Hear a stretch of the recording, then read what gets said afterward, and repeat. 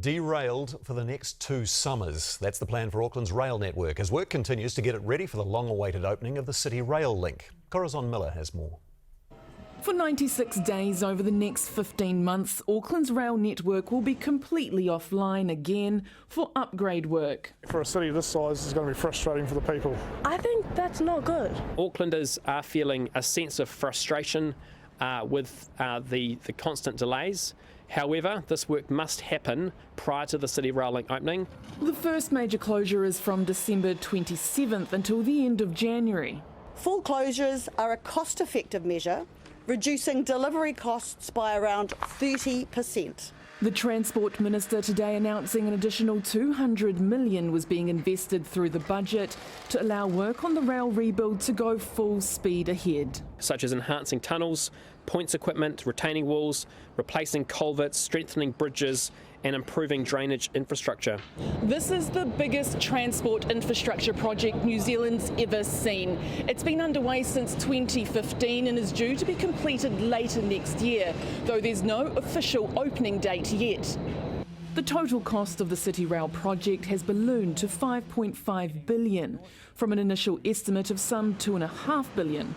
Once it's opened, officials and commuters alike hope that cost will see significant return. It'll make it much easier to get across the city, go from west to east and then south. People to kind of like be able to come off cruise ships, go straight up to K Road. I'm going to Bill Jam tonight, so I need the railway to get there. So at the end of the day, that's what I want. When I go to other cities and they have underground networks, they seem to be very well used. We expect people to be investing and businesses to flourish and thrive, and that's exactly what we want. We want a healthy economy. Patience now key as work continues to get the city fully rail ready by 2026. Corazon Miller, One News. The Transport Minister and Auckland's Deputy Mayor all smiles. But if you catch the train, you might not be so happy. Oh, that's too long. I hope they can do this faster. Do you think that feels like quite a long time?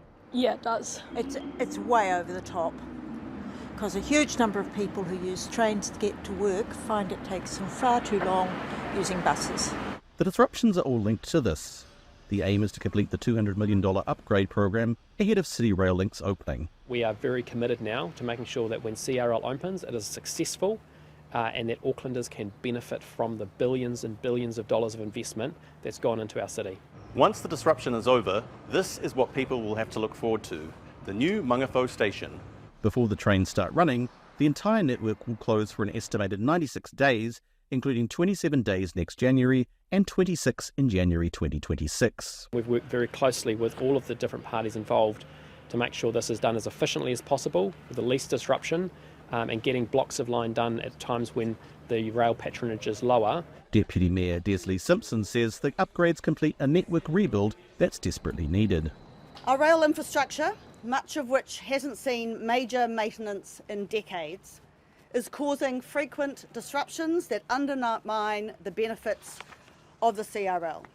Brown says he gets the annoyance, but it'll be worth it. It's going to be transformational for our city, and this is one last push as we get ready for that. But look, I acknowledge the concerns and the frustrations of Aucklanders. Disruptions are coming down the line, but there's something to look forward to at the end of the tunnel.